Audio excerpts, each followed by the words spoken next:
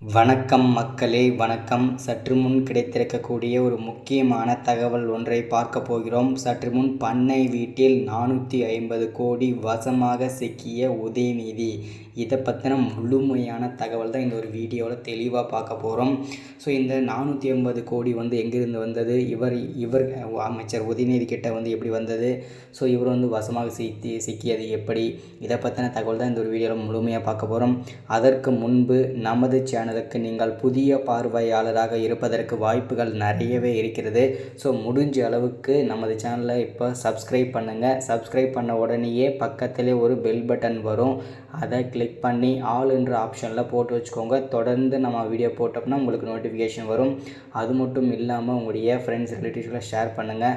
So இந்த முக்கியமான தகவல் எல்லாமே தெரிஞ்சுக்கிட்டோம். அது மட்டும் இல்லாமல் வீடியோ பிடிச்சிருந்தால் லைக் பண்ணுங்கள். ஓகே, வாங்க வீடியோக்குள்ளே போகலாம். சற்று முன் கிடைத்திருக்கக்கூடிய ஒரு முக்கியமான தகவல் என்ன அப்படின்னா, சற்று முன் விளையாட்டுத்துறை அமைச்சராக இருக்கும் உதயநிதி அவர்கள் சற்று முன்பு அவருடைய பண்ணை வீட்டில் 450 கோடி பணம் கருப்பு பணம் சிக்கியிருக்கு. அமலாக்கத்துறை அதிரடியாக சோதனை நடத்தி இந்த 450 கோடியுமே முடக்கியிருக்காங்க. இது அதிர்ச்சிகரமான ஒரு தகவல் தான். ஸோ இந்த 450 கோடி பார்த்திங்கன்னா வைத்திருப்பது, பண்ணை வீட்டில் வைத்திருப்பது யாரோ ஒருவர் ரகசிய தகவல் அமலாக்கத்துறை கொடுத்துருக்காங்க.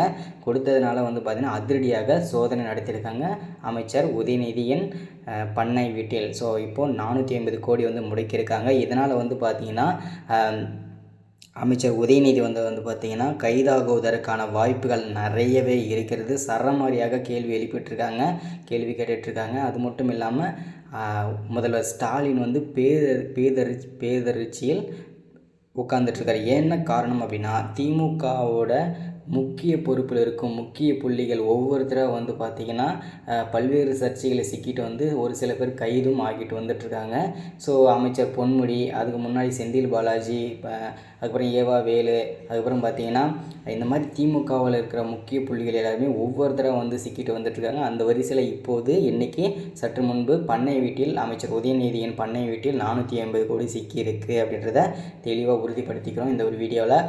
ஸோ அது மட்டும் இல்லாமல் திமுகவோட முக்கிய பொறுப்பில் இருக்கும் முக்கிய 11 அமைச்சர்கள் இன்னும் ஒரு சில தினங்களில் கைதாகுவதற்கான வாய்ப்புகள் இருக்குது அப்படின்றதையும் சொல்லியிருக்காங்க. அவங்களுமே அந்த 11 திமுக அமைச்சர்கள் பல்வேறு சர்ச்சைகளை சிக்கிட்டு வந்துட்டுருக்காங்க அப்படின்றதையும் இந்த வீடியோவில் அப்டேட்டாகவும் நான் உங்களுக்கு கொடுத்துட்றேன்.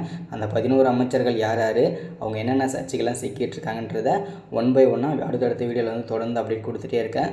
ஸோ ஒன்ஸ் அகேன் நம்ம சேனலுக்கு நீங்கள் ஃபர்ஸ்ட் டைம் வரீங்கன்னா மறக்காமல் நம்ம சேனலை சப்ஸ்கிரைப் பண்ணி வச்சுக்கோங்க. சப்ஸ்கிரைப் பண்ண உடனேயே பக்கத்தில் ஒரு பெல் பட்டன் வரும், அதை கிளிக் பண்ணி ஆல் ஆப்ஷனில் போட்டு வச்சுக்கோங்க.